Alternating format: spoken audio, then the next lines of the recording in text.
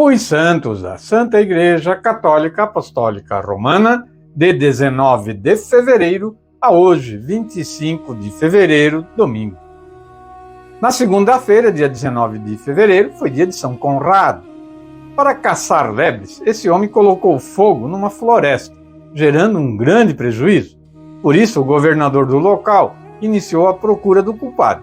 Ao encontrar um suspeito, logo o condenou à morte. Quando Conrado soube que um inocente morreria em seu lugar, decidiu confessar o crime. Isso custou caro, a ponto dele tornar-se muito pobre, mas quitou a sua pendência. Após o acontecimento, e em acordo com a sua esposa, eles tornaram-se franciscanos. Ela foi para o convento de Santa Clara e ele para o da Ordem Terceira. Ele morreu no dia 19 de fevereiro de 1351, com fama de santidade. São Conrado ele é invocado como um símbolo, um exemplo do arrependimento. Na terça-feira, 20 de fevereiro, dia de Francisco e Jacinta Martot, os santos pastorinhos. Francisco, com 8 anos, e Jacinta, com 6, já pastoreavam o rebanho de ovelhas da família, juntamente com Lúcia, sua prima. Em 1916, quando Francisco e Jacinta tinham 8 e 6 anos, respectivamente, viram 3 vezes um anjo.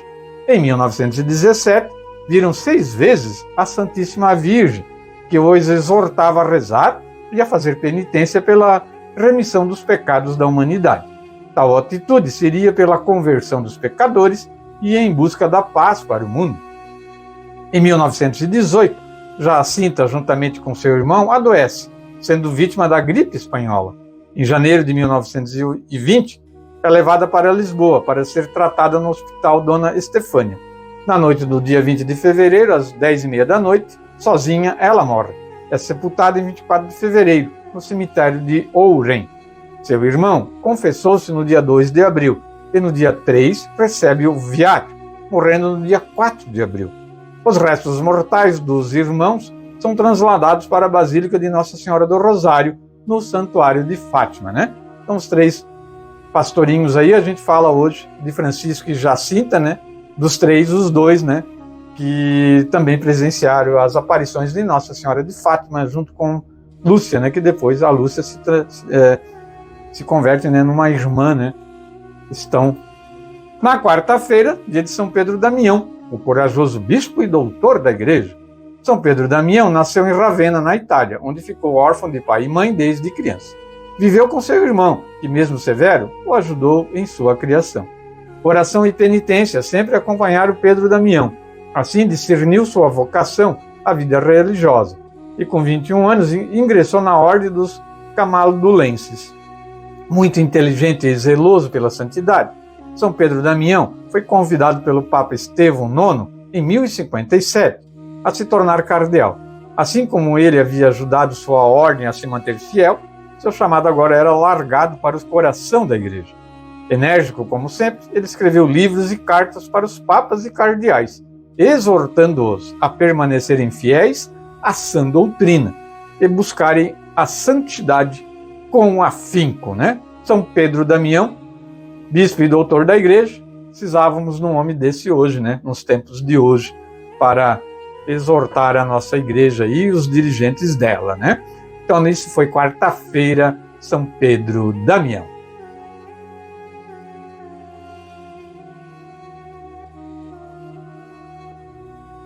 Na quinta-feira, 22 de fevereiro, é o dia da Cátedra de São Pedro, de onde o Papa governa a igreja. É muito mais do que um assento, uma cadeira ou parte de um objeto litúrgico do presbitério. É o reconhecimento de que a história da Igreja Católica, que passa de geração em geração, inicia-se na missão que Jesus deixa para Pedro, ao entregar a ele a autoridade sobre o seu povo. A tradição da Igreja atribui um forte significado espiritual à cátedra. Ela marca a sede fixa do bispo, localizada na igreja mãe de uma diocese, que por esse motivo é chamada catedral. Denota a autoridade do bispo. Traduz o ensinamento evangélico que o bispo, enquanto sucessor dos apóstolos, é chamado a transmitir à comunidade cristã. A festa é uma antiga tradição do final do século IV. É uma oportunidade de dar graças a Deus pela missão confiada ao apóstolo Pedro e aos seus sucessores. A Cátedra de São Pedro é a representação do escolhido por Cristo como rocha, sobre a qual a igreja foi edificada, conforme São Mateus no Evangelho, capítulo 6, versículo 18. Na sexta-feira, dia de São Policarpo. São Policarpo está entre os grandes padres apostólicos, ou seja, pertencia ao número daqueles que conviveram com os primeiros apóstolos e serviram de elo entre a igreja primitiva e a igreja do mundo greco-romano. São Policarpo foi ordenado bispo de Esmirna pelo próprio São João, o evangelista. De caráter reto, de elevado saber, amor à igreja e fiel à ortodoxia da fé, era respeitado por todos no Oriente. Condenado à morte no estádio da cidade de Esmirna, na província da Ásia, na atual Turquia, ele próprio subiu na fogueira e testemunhou para o povo: Sede bendito para sempre, ó Senhor, que o vosso nome adorável seja glorificado por todos os séculos. Milagrosamente, as chamas não o machucavam, e ele continuava a cantar. Impressionados, os guardas chamaram um arqueiro para que esse perfurasse o santo com uma flecha. Ao ser atingido, seu sangue apagou as chamas. Os guardas tentaram de novo acender a pira, mas sem sucesso. O encarregado do martírio, furioso, ordenou que Policarpo fosse decapitado, e assim morreu esse grande santo, São Policarpo. Sábado, 24 de fevereiro, dia de São Sérgio. São Sérgio era um monge eremita que viveu no deserto, na Cesareia de Capadócia. Quando soube que os cristãos da região estavam sendo perseguidos e convocados para no templo pagão prestarem culto ao deus Júpiter, ele também foi se juntar aos seus irmãos de fé. Diante da imagem, os sacerdotes pagãos acusavam os cristãos e os condenavam, acreditando serem eles os culpados da omissão dos deuses diante das necessidades do povo. Encorajado, São Sérgio levantou-se para denunciar os falsos deuses e anunciar pelo poder do Espírito Santo o Evangelho. Conta-se que a sua presença fazia apagar o fogo dos sacrifícios. Sérgio foi decapitado imediatamente após levantar-se para denunciar os falsos deuses e anunciar o Deus verdadeiro. Seu corpo foi recolhido pelos cristãos e sepultado na casa de uma senhora piedosa.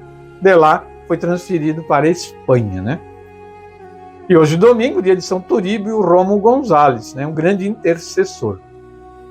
Popularmente, é recorrido por pacientes com câncer, mulheres que querem engravidar e imigrantes. Nasceu em Santa Ana de Guadalupe, no México, numa família humilde, onde trabalhava exclusivamente para comprar comida. Daí a razão de seus pais não o apoiarem quando Turíbio decidiu entrar no seminário, perder seus braços fortes que eram úteis à manutenção da família. Aos 12 anos, Turíbio entrou no seminário menor em São Juan de los Lagos. 10 anos depois, foi ordenado sacerdote. Dedicou-se especialmente para a catequese. Em setembro de 1927, o governo mexicano desencadeou uma grande perseguição anticlerical, onde o povo se revolta e que foi chamada de Cristérios.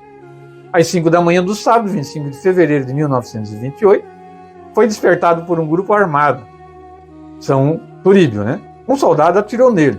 Padre Turíbio levantou-se da cama, deu alguns passos vacilantes, até que uma segunda bala o levou a cair aos braços de sua irmã, que em lágrimas gritou em voz alta: Coragem, Padre Turíbio! Cristo misericordioso receba-o! Viva Cristo, o Cristo Rei!